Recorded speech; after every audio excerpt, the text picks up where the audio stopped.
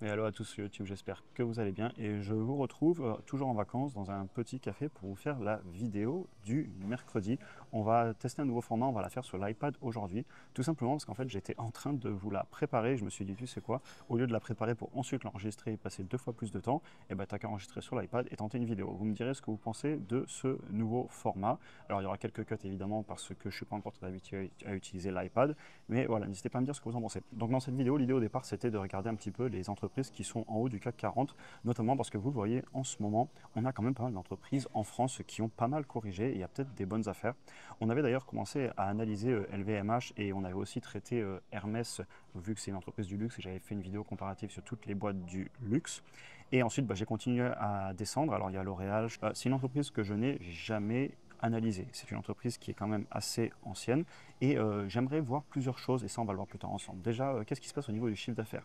Est-ce qu'on a toujours une bonne croissance ou est-ce qu'on est sur une entreprise très mature qui paierait un dividende? Quelles sont les marges nettes, les marges sur flux de trésorerie disponibles parce qu'on vend des produits physiques, donc on va avoir des stocks. Est-ce qu'ils gèrent bien la trésorerie? Aussi, vu que c'est quand même une ancienne entreprise, est-ce qu'on a toujours de l'agilité? Est-ce qu'on n'a pas un manque d'innovation par rapport à la concurrence? Est-ce qu'on est toujours capable de fixer les prix? Parce qu'on est quand même sur des produits dans la mode et donc on sait qu'il y a beaucoup de concurrence et ça reste aussi des produits qui sont quand même destinés aux consommateurs qui peuvent avoir des difficultés, notamment en ce moment, par exemple en Europe et en Asie. Donc, c'est des points que j'aimerais regarder. Et vous voyez que je suis en train de passer la liste avec vous. Et à chaque entreprise, je vais avoir des commentaires et dès le début, je vais me dire, OK, c'est ce type d'entreprise, voilà les points que je vais de suite vouloir vérifier. Et ça, c'est quelque chose que je fais assez souvent quand vous me proposez des entreprises en commentaire. Par exemple, en 5-10 minutes, je les regarde toutes, je les mets dans ma liste et j'arrive assez vite à savoir où pourraient être les points bloquants, ce que je vais regarder. Et ça, c'est à force d'avoir de l'entraînement. Et d'ailleurs, c'est quelque chose sur lequel on travaille beaucoup avec les membres du programme et de la formation, à pouvoir rapidement juger des actions pour ne pas perdre du temps et ne pas se créer un nouveau métier, mais au contraire, en un quart d'heure, une demi-heure au début, puis même on peut aller plus vite après, commencer très vite à se faire une idée sur le type d'entreprise qu'on est en train de regarder. Et d'ailleurs, pour ceux qui seraient intéressés pour apprendre l'investissement sur le long terme, à nous rejoindre dans le programme pour avoir accès au portefeuille, aux vidéos exclusives, à tous les cours vidéo de la formation et des appels individuels avec moi-même pour que je réponde à vos questions, premier lien en commentaire, n'hésitez pas à nous rejoindre. Et en plus, c'est quelque chose que j'apprécie vraiment faire. J'ai pas mal de retours positifs avec les membres, les coachings se passent très bien. Donc d'ailleurs, je vous remercie aussi les membres du programme pour votre soutien depuis le début. On reprend la vidéo. Je vous propose maintenant de passer sur L'Oréal. Donc là, j'avais commencé une imprimée écran, puis après, on va aller directement sur l'iPad, sur les sites internet, parce que j'ai pas préparé la suite de la vidéo. Ce qui est bien en plus, que du coup, vous allez me voir découvrir les choses en direct. L'entreprise, elle a perdu pas loin de moins 30% depuis, vous le voyez ici, mai-juin de cette année, donc globalement en 6 mois. Et on va essayer d'aller comprendre un petit peu pourquoi la baisse après avoir analysé l'entreprise. Alors je vais commencer par le dividende parce que j'ai la chance de savoir que cette entreprise paye un dividende puisque quelqu'un m'en a parlé. Donc vous voyez sur mon écran, si je vais directement annoter, qu'on est sur un rendement sur le dividende actuellement de 2% et ils l'ont clairement fortement augmenté ces dernières années. Là sur 3 ans, on composait plus 18% par an, sur 5 ans 11 et sur 10 ans 10,19%. Ensuite, au niveau des taux de distribution, ah oui, il paye quand même une sacrée partie des flux de trésorerie disponibles à presque 60%. Donc c'est un dividende, il l'augmente fortement, mais là, il va falloir à un moment avoir de la croissance au niveau du chiffre d'affaires et des flux de trésorerie disponibles, parce que sinon, on va quand même dangereusement se rapprocher des 80 puis des 100%. Et directement, je pense qu'il va falloir aller voir la dette, le cash, qu'est-ce qui se passe en ce moment là-dessus, parce que là, on est quand même en train de beaucoup distribuer. C'est pas forcément un problème, hein, si ça se trouve, ils n'ont pas de dette et ils sont capables de le payer, on reviendra plus tard. Et c'est hyper intéressant parce que je n'ai pas du tout regardé cette entreprise en amont, je devais le faire, puis finalement je vous fais la vidéo en direct. Ce sera un nouveau format comme je vous le disais. Bon alors du coup je vais aussi parler un petit peu plus et faire des tangentes, ça fera une vidéo plus longue, n'hésitez pas à me dire si ça vous plaît. Ensuite, si on continue et si on va la comparer au S&P 500 avec les dividendes réinvestis, là on est sur 10 ans. Et donc sur 10 ans, on voit que le S&P 500 fait quand même mieux.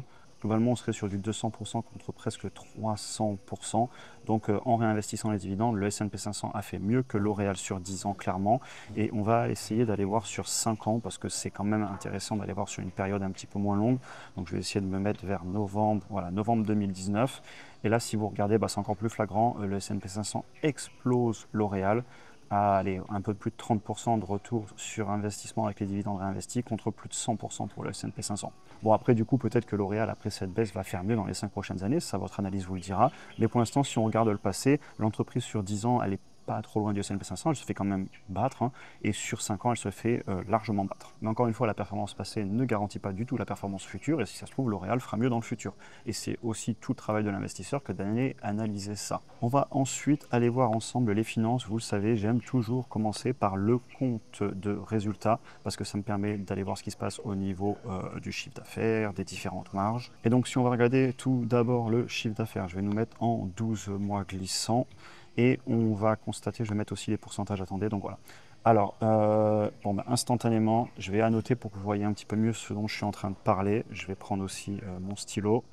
On voit que la croissance sur 12 mois glissants, il y a encore 2 ans, elle était plutôt bonne, pas loin des 10%. Par contre, regardez là, on a instantanément un ralentissement sur le chiffre d'affaires. Donc on commence déjà à avoir un premier indice de peut-être pourquoi l'entreprise aurait corrigé un petit peu en bourse. Ensuite, coût de fabrication. Franchement, ça va. On est sur du, allez, peut-être 20% et des poussières. Donc on doit être sur des marges brutes autour de 80%.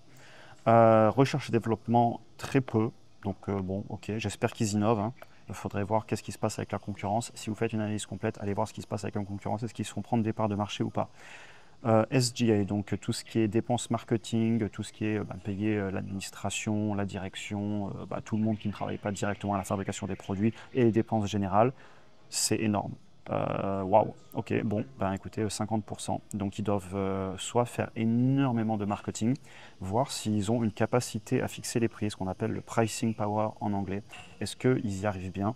Mais dans tous les cas, waouh, ça fait beaucoup et ça augmente plus vite que le chiffre d'affaires.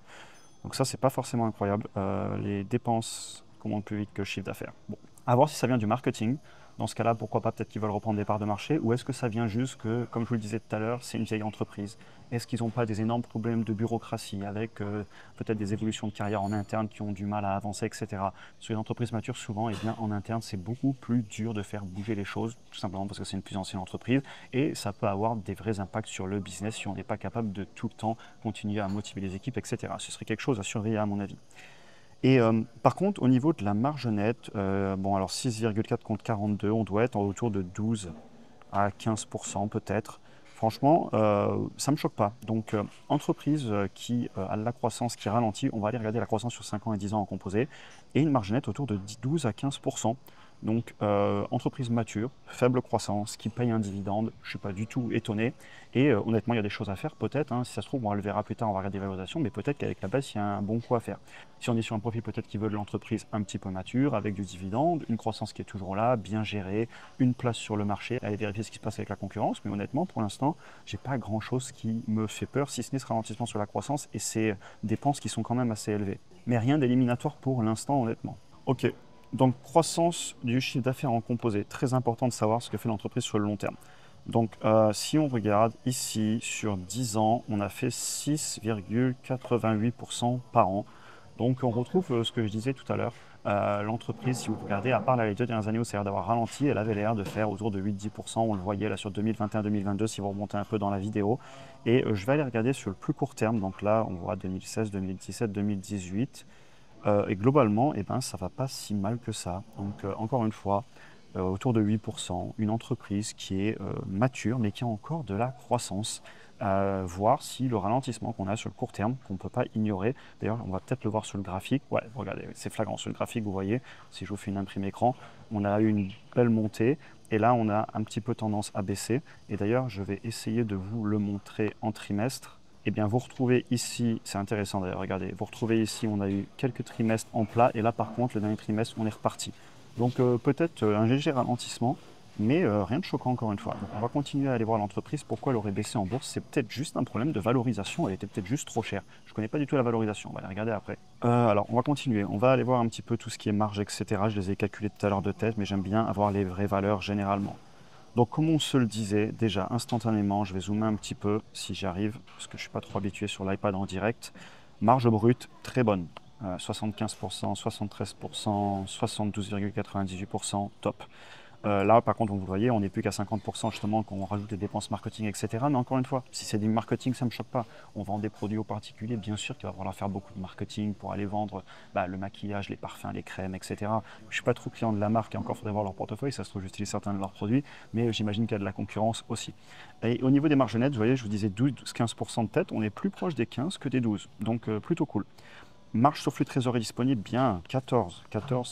Pour une boîte mature avec 6-8% de croissance, franchement, 14% de marge sur flux de trésorerie disponible, c'est pas mal.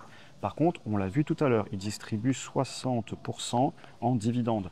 Il va falloir aller voir s'ils sont capables de le faire sur le long terme. Il va falloir voir ce que fait ce flux de trésorerie disponible et au niveau de la dette, etc. Parce que je voudrais quand même qu'ils n'aient pas trop de dette et qu'ils la remboursent. Parce que sur les vieilles entreprises matures, si on a beaucoup de dettes et qu'on a des ralentissements, ça peut vite être dangereux. Flux de trésorerie disponible, on est là à 6 et globalement, en fait, c'est, vous voyez le cash issu des opérations, moins les réinvestissements en usines, etc. L'entreprise va forcément avoir des usines puisqu'ils produisent des produits. On retrouve bien les 3,6 qui sont payés en dividendes, donc un petit peu plus de la moitié. Vous retrouvez ici facilement les 60%. On voit qu'au niveau des actions, ils en rachètent aussi, mais ils en rachètent pas tant que ça par rapport au flux de trésorerie disponible, donc ils arrivent à couvrir et le paiement des dividendes et le rachat des actions. Et au niveau de la dette, ils enlèvent, ils en rachètent, ils enlèvent, ils en rachètent. On va aller voir la courbe, ce sera un petit peu plus simple à repérer. Je vais prendre la dette totale pour voir ce qu'ils sont en train de faire sur la dette. Mais globalement, on est sur des valeurs qui sont quand même en dessous du flux de trésorerie disponible. Donc globalement, là, les flux de trésorerie, je vois rien qui me choque. Ce sera plus visuel sur des graphiques. Je vais vous amener là-dessus. Alors, au niveau des graphiques, donc si on regarde, vous voyez la dette totale là-haut, en 12 mois glissants sur les derniers chiffres qu'on a, qui étaient quand même l'année dernière, donc il faudra voir quand ils vont republier cette année. On avait 8,69 de dette pour un flux de trésorerie disponible à 6, mais on paye 3,4 en dividendes et on a 4,2 de cash en réserve. Donc globalement, rien de choquant. On a vu qu'ils rachetaient dans les 500 millions là, en 12 mois glissants d'actions. Donc il leur faudrait quelques années pour payer la dette, mais il n'y a rien de choquant. Honnêtement, c'est assez propre sur le papier. Il faudra regarder le rapport dans quelques mois et vous voyez ici qu'ils ont l'air de publier tous les 6 mois. Bon à savoir aussi. Donc apparemment, on a des chiffres qui tombent tous les 6 mois sur cette entreprise. Comme je vous disais, je ne la connais pas du tout. Je vous fais ça en direct. Et je trouve ça aussi intéressant parce que vous voyez mon processus de réflexion selon les types d'entreprises. Il nous reste donc à aller voir les valorisations, sachant que si on voulait faire une analyse complète, il faudrait faire pour moi un fichier de projection pour savoir vraiment où sera l'entreprise dans quelques années afin de savoir combien elle a payé aujourd'hui. Mais déjà là, j'ai quand même un petit peu l'habitude, de tête, un business avec 6-8% de croissance, 15% de marge, qui paye un dividende, qui l'augmente, ça va se payer entre 15, 20, si on est très généreux, 25 fois les flux de trésor et les bénéfices. Mais bon, on va aller voir les ratios ensemble justement pour savoir combien elle s'est payée. Parce que si ça se trouve, vu que l'entreprise a l'air quand même pas si mal que ça sur le papier, elle était peut-être juste trop chère, elle est peut-être juste en train de revenir à la réalité du marché. Encore une fois, quand je dis la réalité du marché, c'est juste l'offre et la demande. À un instant T, les personnes sont prêtes à payer tel prix. Par contre, sur le long terme, l'entreprise revient à ses fondamentaux généralement. Donc, je vous ai mis les 3 valorisations. Alors, on va prendre le prix par rapport au chiffre d'affaires. Et oh, waouh, ça se paye 6 fois le chiffre d'affaires pour 6 à 8% de croissance, 15% de marge. Et je trouve, je suis désolé, je trouve ça cher sur le papier. Je comprends que l'entreprise corrige en bourse. Ça, c'est mon avis, évidemment. Je vous partage en direct ma réaction. Et on regarde actuellement, on est quand même allé beaucoup plus bas. Et là, actuellement, on serait à 26 fois les bénéfices. Ce qui ne serait même pas le début du prix que je considérerais peut-être à l'acheter, comme je vous disais, entre 15 et 25, vraiment, si je suis très généreux. 28 fois les flux de trésorerie disponibles et 4 fois le chiffre d'affaires. Ok, donc instantanément, je vais être honnête avec vous. Je vais vous partager mon avis et c'est vraiment que mon avis. Honnêtement, c'est une belle entreprise sur le papier. Je vois pas de choses qui me choquent. Elle a l'air très bien gérée, etc.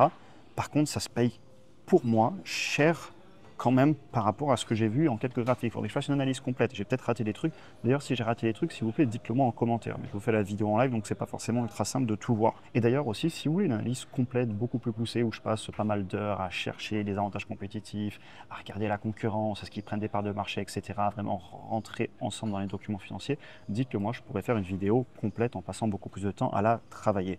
Mais sachez qu'à chaque fois, avant de vous faire une analyse complète, je fais d'abord le travail que je vous fais en direct tout seul. Alors c'est beaucoup plus rapide parce que je filme pas et j'ai pas à faire des commentaires, c'est dans ma tête, mais je fais tout le temps ce travail en amont pour savoir un petit peu ce que je suis en train de chercher sur la boîte. Donc je suis pas du tout étonné que l'entreprise corrige et On verra où elle va, hein. Ça pourrait peut-être encore baisser, sachant qu'on a quand même là graphiquement un niveau de résistance qui a l'air d'apparaître sur les 300 $. Je fais très peu d'analyse graphique, mais ça a son importance. La psychologie des marchés, c'est quelque chose qui existe, j'en ai aucun doute. Donc voilà, entreprise qui a l'air plutôt de qualité, très mature, à dividende, pas destinée à mon profil clairement, je ne la considérerais pas forcément en portefeuille, je vous le dis direct.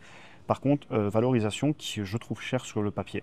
Et d'ailleurs, je serais curieux de voir les autres entreprises du CAC 40 parce que j'avais regardé et LVMH et Hermès qui étaient quand même extrêmement valorisées par rapport à pareil ce qu'elles donnaient en termes de chiffres à mon avis. Et encore une que je trouve un peu chère sur le papier, surtout par rapport aux affaires que j'arrive à trouver, que je rentre dans mon portefeuille. Donc voilà un petit peu pour ma réaction à chaud. N'hésitez pas à me dire ce que vous pensez, comme je vous disais encore une fois, de ce type de vidéo. C'est tout nouveau pour moi, je suis un petit peu plus en improvisation. Comme d'habitude aussi, si vous voulez nous rejoindre dans le programme Soutenir la chaîne, eh bien n'hésitez pas à regarder le premier lien en commentaire. Et dans tous les cas, je continue les vidéos, je mets les bouchées doubles. J'espère que ça vous plaît de plus en plus. Je vous remercie aussi de votre présence depuis les débuts. C'est aussi grâce à vous qu'on peut travailler sur la chaîne et faire tout ça. Je vous souhaite une excellente journée et à très bientôt pour un prochain épisode.